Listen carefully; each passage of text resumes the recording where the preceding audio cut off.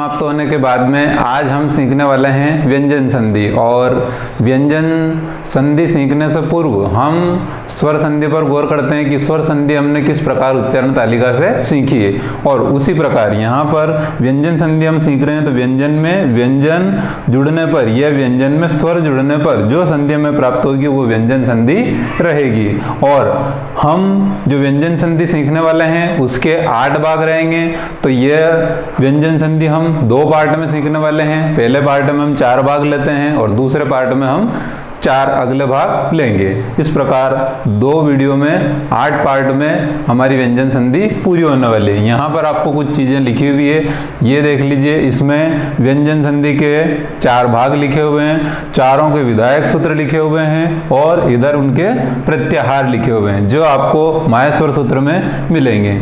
इन विधायक सूत्रों का इन संधियों में क्या उपयोग है या ये कैसे वर्क करती है, ये हम सीखने वाले हैं इस वीडियो में आगे।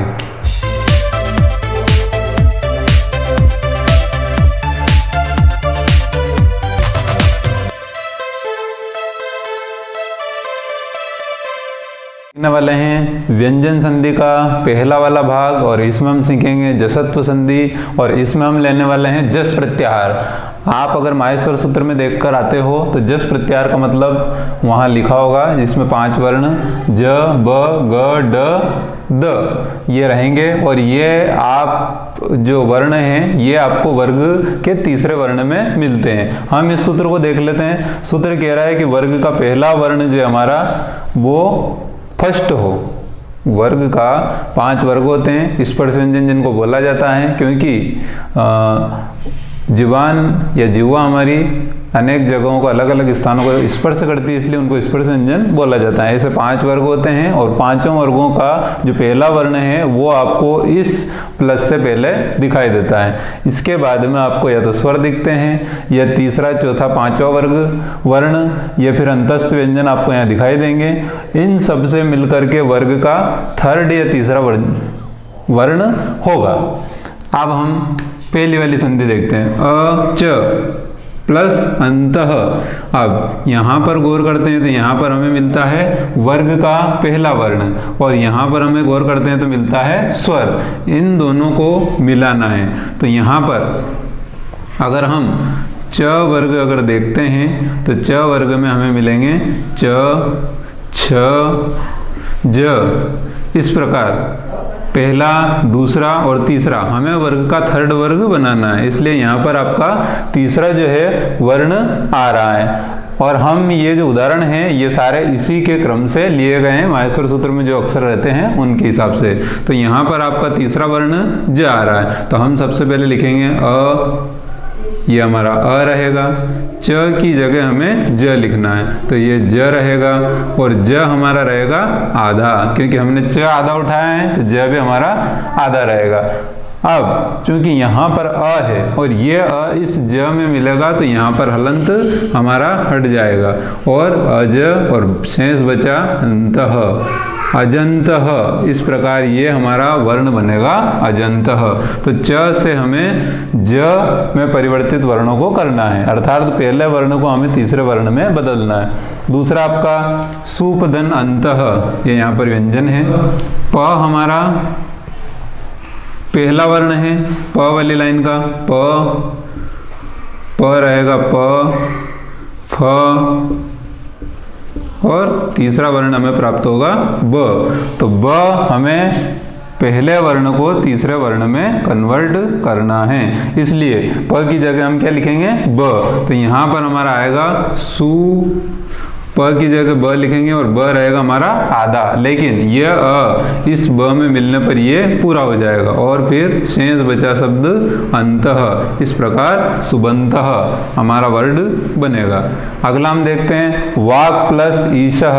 अब आपने 2 उदाहरण देख लिए, अब हम फर्स्ट सीखते हैं क। तो क का हमारा बनेगा क ख ग, इसलिए यहाँ पर हम लिख सकते हैं वा और ग, और ग में हलंत है। अब इसमें आपको ई की मात्रा जोड़नी है, तो ई की मात्रा जोड़ने पर हलंत गायब और यहाँ पर ई की मात्रा और सह, वागीशः। इसके बाद सट प्लस एव, तो यहाँ पर हमारा आएगा स ट, ठ, ड, तीसरा वर्ड हमारा ड रहेगा। तो ड, ड में हलंत है, अगर हम इसमें ए की मात्रा जोड़ते हैं तो हलंत गायब और ए की मात्रा यहाँ आएगी और प्लस बचा हुआ वर्ड व। इसके बाद जगत, धन, ईश, तो यहाँ पर जगत, तो ज और ग तो सेम रहेंगे। त का बनेगा त, थ, द, तो यहाँ पर हमारा बनेगा द, और वहाँ पर ये हलंत लगा हुआ है लेकिन हम बड़ी की मात्रा लगाएंगे तो ये हलंत गायब होगा, बड़ी की मात्रा यहाँ आएगी और इस प्रकार जगदीशः ये जो है एक नाम बनेगा। अब आपने देखा कि किस प्रकार पहले वर्ण से हम तीसरे वर्ण में कन्वर्ट करके जसत्व संधि सीख रहे हैं। आपके लिए कुछ उदाहरण इधर दिए गए हैं, ये आपको इस साइड वाले दिए गए हैं, आपको इनके टुकड़े करने हैं। कुछ हेल्प मैं कर देता हूँ। अज, धन, नास्ति, तो यहाँ पर ये तीसरा वर्ण आपका ज है, इसको आप किस में कन्वर्ट करेंगे आप आराम से इसको देख सकते हैं। कब्जह, यहाँ ब को आपको कन्वर्ट करना है। दिगंबर, यहाँ पर आपको ग को कन्वर्ट करना है। षडानन, ड को कन्वर्ट करना है। जयद्रथ, तो द में र भी है इसलिए आपको द को कन्वर्ट करना है और र आपका पीछे रहेगा। इस प्रकार ये 5 उदाहरण और आप करें। और ये जो जसत्व संधि है, इस संधि को अगर आप ध्यान से सीखते हैं तो आगे आने वाली 3 संधियां इसी से रिलेटेड है, उनमें भी इसी प्रकार एक संधि इसका विलोम है, 2 संधियां और है जिनमें थोड़ा सा और चेंजेस रहेगा, तो आप इसको ध्यान से सीखें। अब हम सीखते हैं व्यंजन संधि का दूसरा भाग। पहला वाला जसत्व हो गया, दूसरा पूर्व सवर्ण। इसमें हमने जय प्रत्याहार लिया है और अभी आपने देखा था जसत्व में हमने जो भी जस प्रत्याहार लिए थे उसके जो वर्ण थे वो सारे वर्ग के तीसरे वर्ण थे। इसमें वर्ग के चौथे वर्ण हमने लिए हैं, फोर्थ वाले। जैसे आप देख सकते हैं घ, क, ख, ग और घ चौथा वर्ण है। इसी प्रकार यहाँ पर सारे वर्ण हमने चौथे लिए हैं और ये आपके सामने सूत्र हैं। अगर वर्ग का पहला, दूसरा, तीसरा या चौथा वर्ण आता है और उसके बाद ह आता है तो ह हमारा फोर्थ वर्ण में, फोर्थ जो है चौथे वर्ण में कन्वर्ट या बदल जाएगा, कन्वर्ट हो जाएगा। तो यहाँ पर हम पहला लेते हैं उदाहरण 1, वाक प्लस हरि। अगर ये जसत्व संधि में होता, अगर ये जसत्व संधि में होता तो संधि विशेष से संधि होती वा और हमारा क है तो क को हम बदलते तीसरे वर्ण में तो ग आता। ग हमारा हलंत वाला रहता, या तो ऐसे लिखे हम या फिर आप चाहें तो आधा ग भी लिख सकते हैं। वाग और प्लस यहाँ पर ह है, एक व्यंजन मिला है। जसत्व में आप देखेंगे कि हमें वहाँ पर वो सारे स्वर मिले थे तो हमने यहाँ वाले स्वर को उसमें आगे वाले व्यंजन अर्ध व्यंजन में मात्रा बनाया था, लेकिन यहाँ चूंकि ये आपका व्यंजन है तो ये ऐसा ही रहेगा। और हरि, वाग हरि, ये आपका बनेगा जसत्व संधि में, लेकिन हम पढ़ रहे हैं पूर्व सवर्ण। तो हम चाहते हैं कि इसी संधि से सारी संधियां जोड़ जोड़ के पढ़ना कि ये याद रहेगी तो सभी याद रहेगी। तो अगर इसका टुकड़ा आता है वाक प्लस हरि बराबर क्या होगा, तो हम देखते हैं कि पहला, दूसरा, तीसरा, चौथा वर्ण में से यहाँ पहला वर्ण आया है, इसलिए आपको वा और पहले वर्ण को कन्वर्ट करके तीसरे वर्ण में हमें ले जाना है। इतना तो हमें करना है। इसके बाद में जो ह रहेगा, अगर इसके बाद में ह आता है तो हमें उसका फोर्थ वर्ण बनाना है। तो यहाँ पर फोर्थ वर्ण किसका बनेगा, तो आपको एक क बताएगा कि यहाँ फोर्थ वर्ण 5 है, लेकिन आपको कौन सी लाइन का बनाना है, तो क वर्ग वाली लाइन का हमें बनाना है। तो ये रहेगा हमारा घ, इसलिए यहाँ ह की जगह हम करेंगे वर्ण घ और री, ऐसा ही रहेगा। इस प्रकार वाक गरी हमारा पूर्व सवर्ण का उदाहरण रहेगा। तो आप सीख सकते हैं कि किस प्रकार जसत्व संधि के साथ ही हम सभी संधियों को जोड़ जोड़ कर सीख रहे हैं, ताकि व्यंजन संधि हमारी सरल बनी रहे। यह थोड़ी कठिन लगती है, होती नहीं है। उत दन हारकः, अगर ये हम जसत्व संधि में करते तो हमारा उ और जो त था वो त हमारा तृतीय वर्ण है, तीसरे वर्ण में बदलने पर द बनेगा उद। उसके बाद जो हमारा हार, ह हमारा व्यंजन है इसलिए उद हारकः, ये इस प्रकार वर्ण बनता, लेकिन ये हमारा जसत्व संधि में रहता।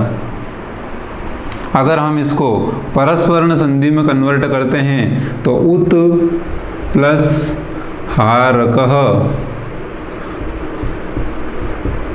ये हमारा उ त का हमारा द ही बनेगा, तृतीय वर्ण। तो हमारी जसत्व संधि का काम यहाँ पर समाप्त हो जाता है। इसके बाद हम ह का चौथा वर्ण लेंगे, लेकिन ये हमें बताएगा ये त पहला वर्ण, तो त है तो त के हिसाब से यहाँ पर चौथा वर्ण होगा ध, त, थ, द और ध। द हमारा चौथा वर्ण है, इसलिए हम ह की जगह ध लिखेंगे। यहाँ पर आ की मात्रा आती है, आ लगाएंगे और र और ये कह, उद्धारकः। इस वर्ण को आप और आगे ले जाएंगे तो ये इस प्रकार द आधा और इसी में ये ध और रकः, उद्धारकः शब्द बनेगा, जो हमारा पूर्व सवर्ण संधि का रहेगा। इस प्रकार आप जसत्व संधि को पूर्व सवर्ण संधि से कनेक्ट करके और बहुत ही सरलता के साथ इसको सीख सकते हैं। अब हम व्यंजन संधि का तीसरा भाग अनुनासिक संधि सीखते हैं। तो हम पुनः एक बार फिर हमारी जो पहली वाली संधि थी जसत्व, उस पर जाकर के देखते हैं कि हमने वहाँ क्या किया था। तो वहाँ पर हमारे पास एक टुकड़ा था वाक प्लस इस। हम दूसरे नंबर की संधि पर जाते हैं, हमें वहाँ मिला था वाक प्लस हरि, और हम तीसरे नंबर पर अगर आते हैं तो ये हमारी पूर्व सवर्ण थी।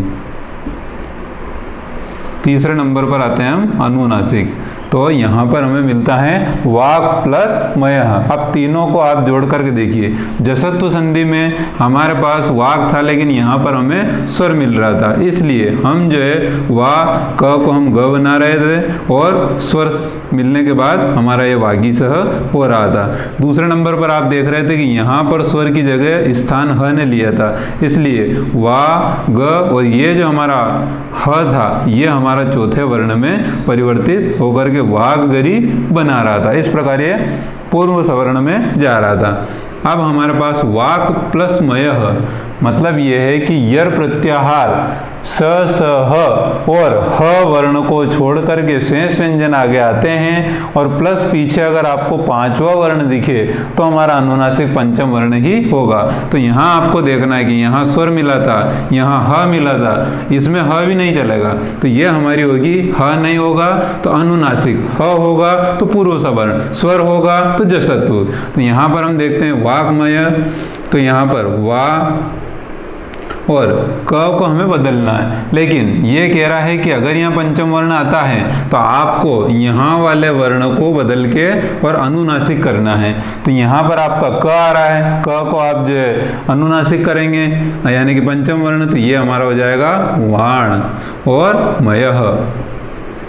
इस प्रकार आपको पहले वाले वर्ण को बदलना है।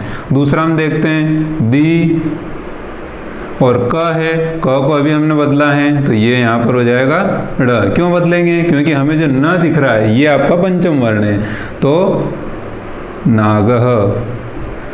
अगला हम उदाहरण देखते हैं। अगले उदाहरण में हमें चित धन मयः, तो चित हमारा यही रहेगा।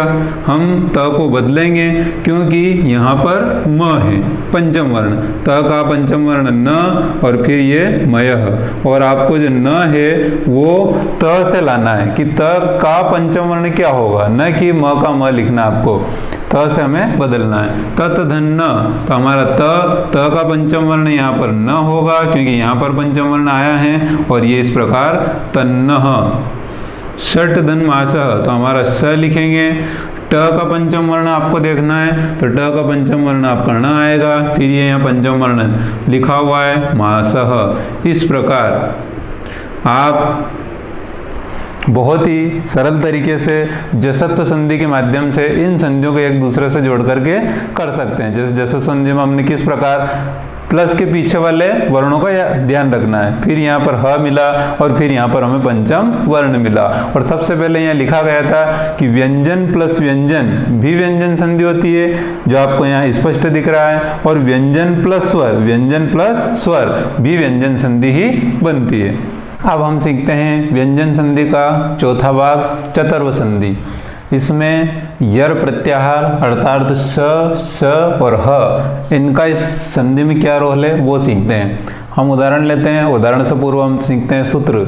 यहाँ पर हम जल प्रत्याहार, जिसमें हमारा पहला, दूसरा, तीसरा और चौथा वर्ग के चारों प्रकार के वर्ण आगे वाले पद में ये रहेंगे, और दूसरा हमारा खर और यर हमारा यहाँ लिखा हुआ है, और खर मतलब पहला और दूसरा, ये दोनों वर्ण वर्ग के, और सह अगर ये वर्ण प्लस के पीछे रहते हैं तब हमारा क च ट त प ये वाला जो वर्ण है आपका पहला, दूसरा, तीसरा, चौथा जो भी वर्ण रहेगा वो चेंज होकर के वर्ग का पहला वर्ण बनेगा, या फिर स रहेगा तो ये आपका चेंज होकर के यर प्रत्याहार में ही बदल जाएगा।